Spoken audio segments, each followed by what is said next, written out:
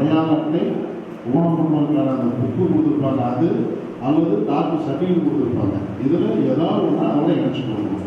அதே போல் அவங்களுக்கு அந்த எபிக் நம்பரையும் இணைக்கணும். எபிக் நம்பர் எல்லாத்துக்குமே முக்கியம். இருந்தால் தான் நம்ம தொகுதி ஃபார்ம் கொடுத்து மேலும் வாங்கினதுக்கு சொல்லிடுறோம். சரிங்களா? இதில் யாராவது வந்து இல்லை நான் அங்கேயே வந்து ஓட்டு போட்டுக்கிறேன், என்னால் முடியும், பெருமா இருக்கு சொல்கிறேன், வீட்டிலே தான் ஓட்டு போடணும்னு சொல்ல வேண்டாம். அது இப்போ விருப்பம். முடியலைன்னா நம்ம வந்து கொடுத்துட்றோம், ஃபார்ம் கொடுத்துட்றோம், அவங்க வந்துடுறாங்க. முடியும்னா அவங்களுக்கு இல்லை வாக்குச்சாவடிக்கு வந்து ஓட்டு போட்டால் தான் 10 பேருக்கு எனக்கு மரியாதையாக இருக்குன்னு சிலர் நினைப்பாங்க. அது நம்ம கிராமத்தில் அது ஒரு வழக்கம். அந்த மாதிரி இருக்கிறவங்க வந்து இல்லை நீ வீட்டிலே ஓட்டு வைக்க அப்படின்னு நம்ம கண்ட்ரோல் பண்ணுறாங்க. அது கட்டாயம் இல்லை, விருப்பம் தான். விருப்பம் இல்லைன்னா எப்படி நம்ம சர்டிஃபிகேட் வாங்கணுங்கிறதையும் ஒரு இது கொடுத்துருக்கோம். இப்போ குரூப்பில் போட்டுருக்கோம், இந்த ஊர், இந்த பேர், இந்த இது இருக்கும்.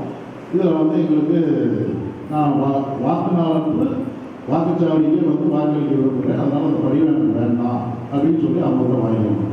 இதை வாங்கி ஒவ்வொருத்தரும் அந்தந்த ஆரைட்டை கொடுத்துருக்கேன். இந்த சூப்பர்வைசர் ஒரு வேலை இருக்காரு அப்படிங்கிற மாதத்தாயி ஒசூர் போயிருக்காரு அப்படின்னா 10 நிமிஷத்துக்கு அப்படி பிடிச்சி கொடுத்தவங்க போதும்.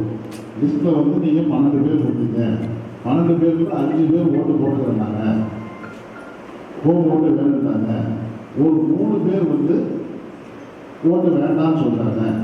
மீதி இருக்கிற 5 பேரில் 2 பேர் இப்படி தங்கல் வேலைக்கு போயிருக்காங்க, டெம்பரரி ஷிஃப்ட் ஆப்ஷன் டிசி.